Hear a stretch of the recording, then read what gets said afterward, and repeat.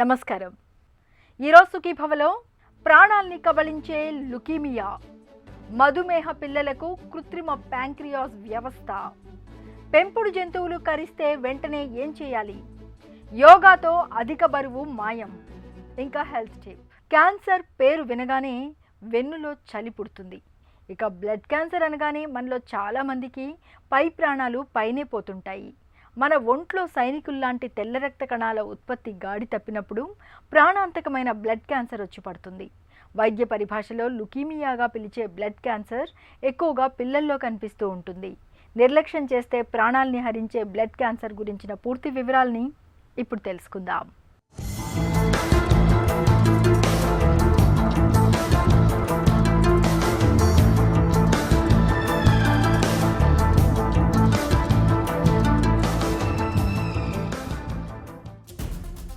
రక్తం మనకు ప్రాణాధారం, మన శరీరానికి జీవ ఇంధనం. మరి ఇంతటి కీలకమైన రక్త కణాల ఉత్పత్తికి మూల కేంద్రం మన ఎముకలే. మన ఎముకల్లోని మధ్య భాగం అంటే ఎముక మధ్యలో ఉండే మృదువైన మూల కణాల కణజాలం నుంచే రక్త కణాలు పుట్టుకొస్తుంటాయి. అయితే బ్లడ్ క్యాన్సర్ బారిన పడ్డప్పుడు రక్త కణాల ఉత్పత్తి అదుపు తప్పుతుంది. రక్త కణాలు అసాధారణంగా అనియంత్రితంగా పెరగడాన్ని బ్లడ్ క్యాన్సర్గా పేర్కొంటారు. బ్లడ్ క్యాన్సర్లో మళ్ళీ లుకీమియా అని, లింఫోమా అని, మైలోమా అని 3 రకాలుంటాయి. మనలో చాలా మందిలో, ముఖ్యంగా పిల్లల్లో లుకీమియా తరహా బ్లడ్ క్యాన్సర్ అనేది ఎక్కువగా కనిపిస్తుంటుంది. మిగతా క్యాన్సర్లలాగా ఈ బ్లడ్ క్యాన్సర్ ఎక్కడో ఒకచోట కణితిలాగా పెరగదు. రక్తంతో కలిసి ఉండడంతో ఈ తరహా క్యాన్సర్లను ద్రవరూప కణితులని పిలుస్తారు. లుకీమియా అంటే రక్త క్యాన్సర్. మన శరీరంలో రక్తము ఎముక మధ్యలో ఉండే ఎముక మజ్జ అంటే బోన్ మ్యారోలో నుంచి ఉత్పత్తి అవుతుంది. ఈ రక్తంలో 3 రకాల రక్త కణాలు ఉంటాయి: ఎర్ర రక్తం, తెల్ల రక్తము, ప్లేట్లెట్స్. లుకీమియా అంటే తెల్ల రక్త కణాలకి సంబంధించిన క్యాన్సర్. పిల్లల్లో అన్ని క్యాన్సర్ల కంటే లుకీమియా చాలా ఎక్కువగా చూస్తాం.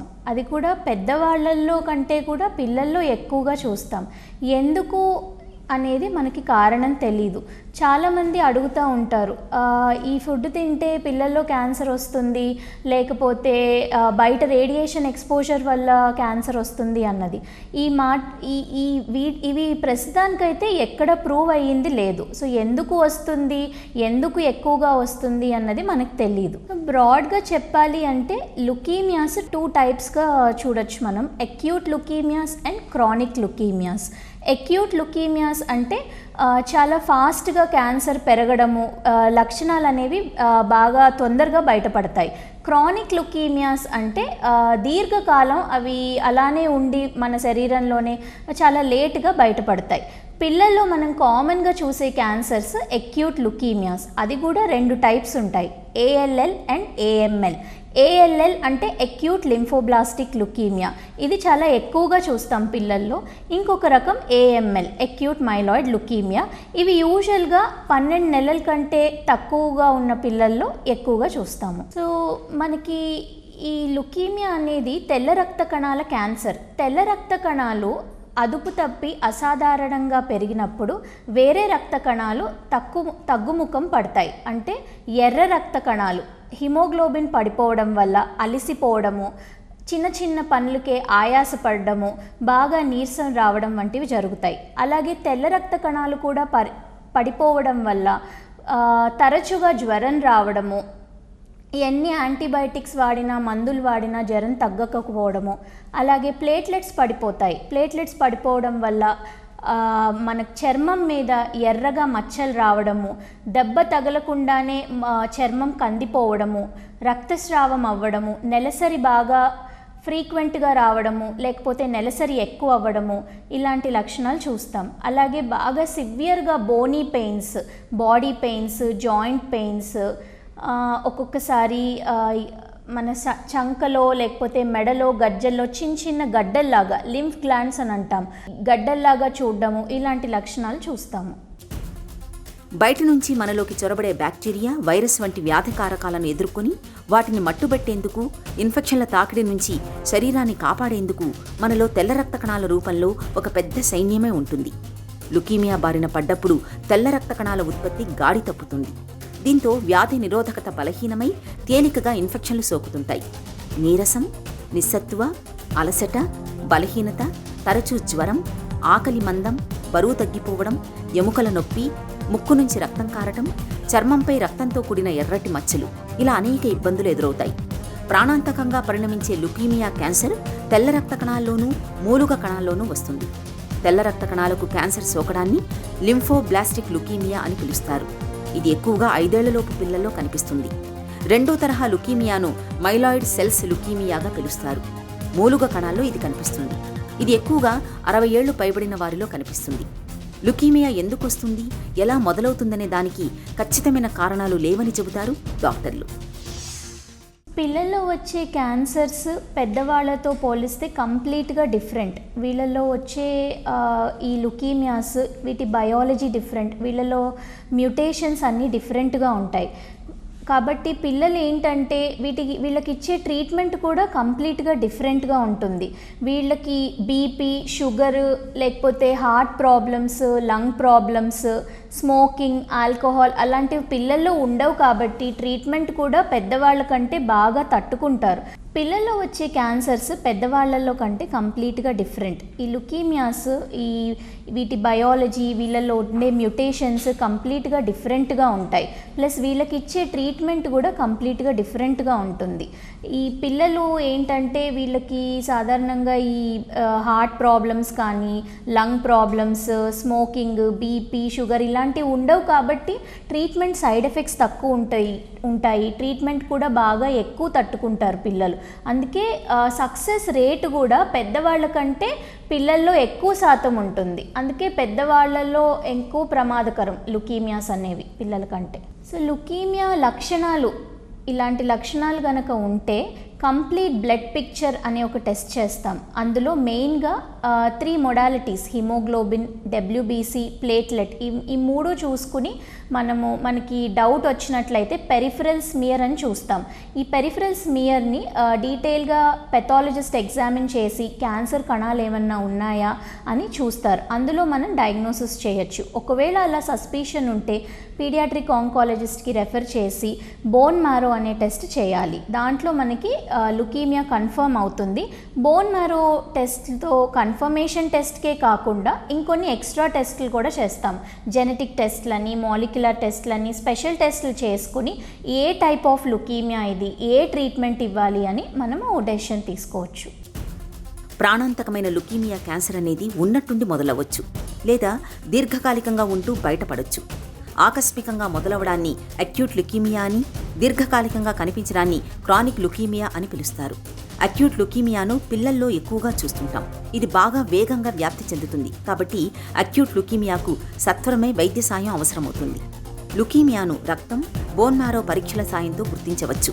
లుకీమియాను మందులు, కీమోథెరపీ సాయంతో చాలా వరకు తగ్గించవచ్చు. పెద్దలతో పోలిస్తే పిల్లల్లో లుకీమియాను చాలా తేలికగా నయం చేయొచ్చని చెబుతారు డాక్టర్లు.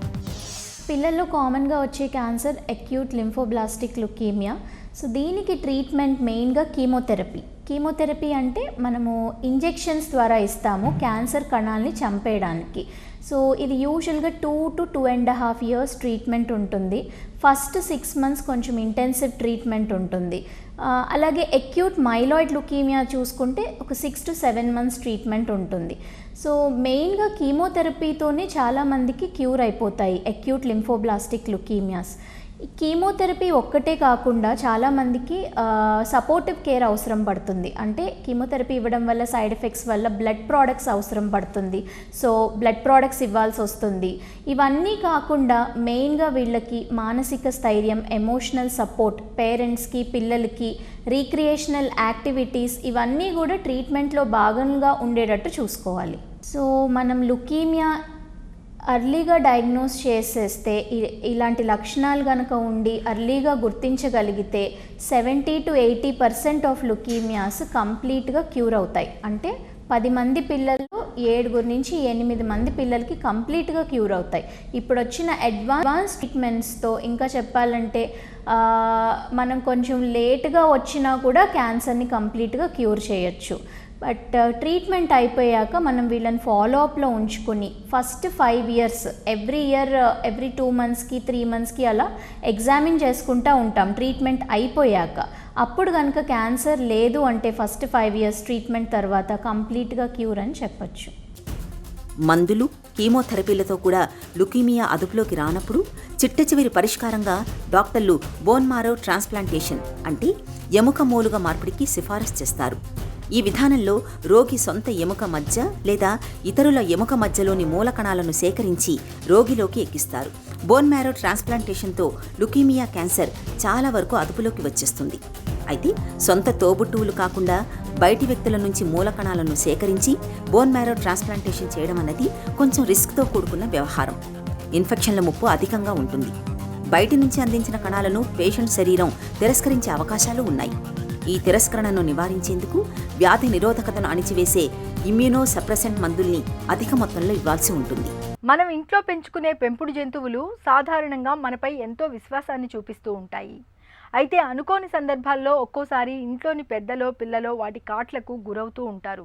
ఇలాంటప్పుడు ఆలస్యం చేయకుండా వెంటనే తగిన వైద్య సాయం తీసుకోవాలి. నిర్లక్ష్యం చేస్తే ప్రాణాంతకమైన రేబీస్ వంటి జబ్బుల బారిన పడే అవకాశం ఉంటుంది. పెంపుడు జంతువులు కరిచినప్పుడు వెంటనే ఏం చేయాలో, గాయాలకు ఎలాంటి చికిత్స తీసుకోవాలో ఇప్పుడు తెలుసుకుందాం.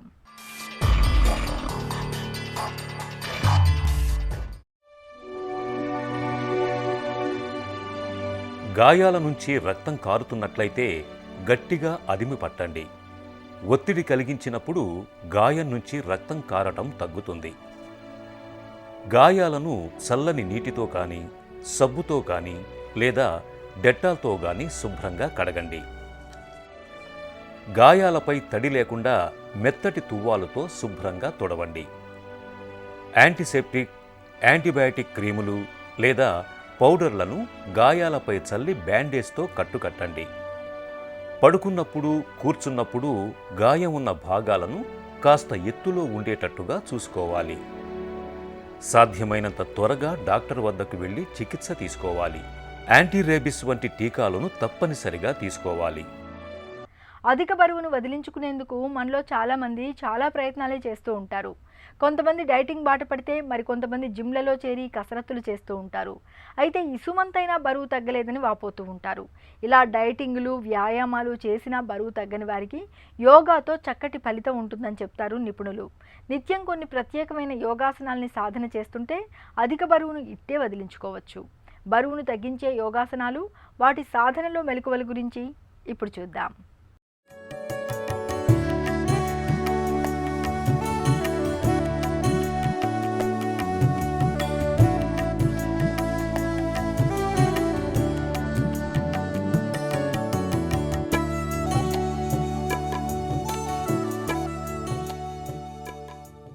యోగాతో అందరికీ ఆరోగ్యాన్ని అందజేయవచ్చు. ప్రస్తుత కాలంలో చాలామంది అధిక బరువు సమస్యతో బాధపడుతున్నారు. అధిక బరువు సమస్యలకి యోగాతో ఏ విధంగా పరిష్కారాన్ని పొందొచ్చు, ఈరోజు మనం ఒబేసిటీని ఏ విధంగా తగ్గించుకోవాలి, దానికి సంబంధించినటువంటి కొన్ని ప్రత్యేకమైనటువంటి ఆసనాల్ని, ప్రత్యేకమైనటువంటి ముద్రల్ని, ప్రత్యేకమైనటువంటి ఆహారంతో కూడా మార్పులు చేసుకున్నట్లయితే అధిక బరువు సమస్యల్ని చాలా సులభంగా తగ్గించుకోవచ్చు.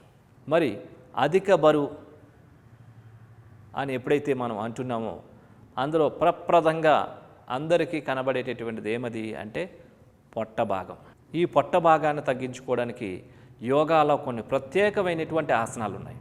క్రమం తప్పకుండా వారం నుంచి 10 రోజుల పాటు ఈ 1 లేక 2 ఆసనాలు కనుక మీరు చేసినట్లయితే మీకున్న పొట్టలో సగం పొట్ట సులభంగా తగ్గిపోతుంది. కాకపోతే మనసు పెట్టి మనం శ్రద్ధ పెట్టి 5 లేక 10 నిమిషాలు చేయాలంతే. కాబట్టి పై పొట్టని కింద పొట్టని రెండిటినీ తగ్గించేటటువంటి ఒక అద్భుతమైనటువంటి ఆసనం ఈరోజు మనం తెలుసుకోబోతున్నాం. దాన్నే నౌకాసనం, సూర్యముద్ర. సో ఆ పొట్ట భాగాన్ని తగ్గించేటటువంటి ఆ ప్రత్యేకమైన నౌకాసనం ఏ విధంగా ఉంటుందో చేసి చూద్దాం. ముందుగా దండాసన భంగిమకి రావాలి.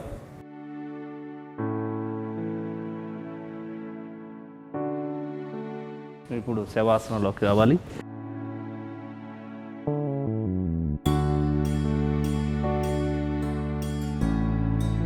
కాళ్ళు 2 జతలో ఉంచుకోవాలి. 2 చేతులు వెనకత్ర స్ట్రైట్గా ఉంచుకోవాలి.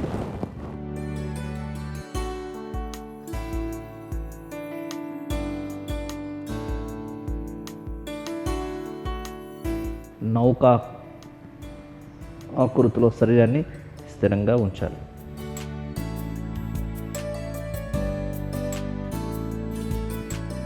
ఇప్పుడు యథావిధిగా నార్మల్ స్థితికి రావాలి.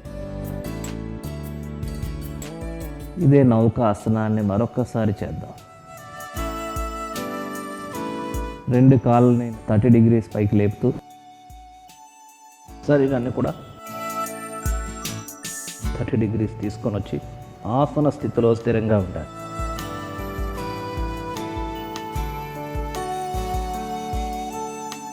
ఇప్పుడు మరలా యథాస్థానానికి రావాలి.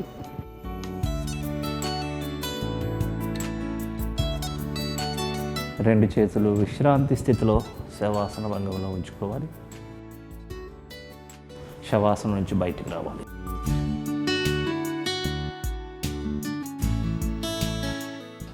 ఇప్పుడు సూర్య ముద్ర ఏ విధంగా చేయాలో చేసి చూద్దాం. సుఖాసనంలో కానీ, వజ్రాసనంలో కానీ, పద్మాసనంలో కానీ వీలు లేకుండా కుర్చీలో కూర్చొని చేయవచ్చు. 2 చేతులు మోకాళ్ళపైన, అరచేతులు ఆకాశం వైపు చూస్తున్న విధంగా ఉంచుకోవాలి. ఉంగరపు వేలును ఫోల్డ్ చేసి ఉంగరపు వేలు యొక్క చివరి భాగం అరచేతి మధ్య భాగంలో తాకించేటట్టు ఉంచి దానిపైన బొటన వ్రేలుని ఆడించి ఉంచి మిగిలిన 3 వేళ్ళు చూపుడు వ్రేలు, మధ్య వ్రేలు, చిటికిన వేలు స్ట్రైట్గా ఉంటాయి. ఈ స్థితిలో బ్యాక్ స్ట్రైట్గా ఉండాలి. స్ట్రైట్గా ఉంటుంది. షోల్డర్స్ రిలాక్స్గా ఉంటాయి. ఈ స్థితిలో కళ్ళు మూసుకొని పూరక, కుంభక, రేచక, శూన్యక నిష్పత్తిని పాటిస్తూ ప్రాణాయామం చేయాలి.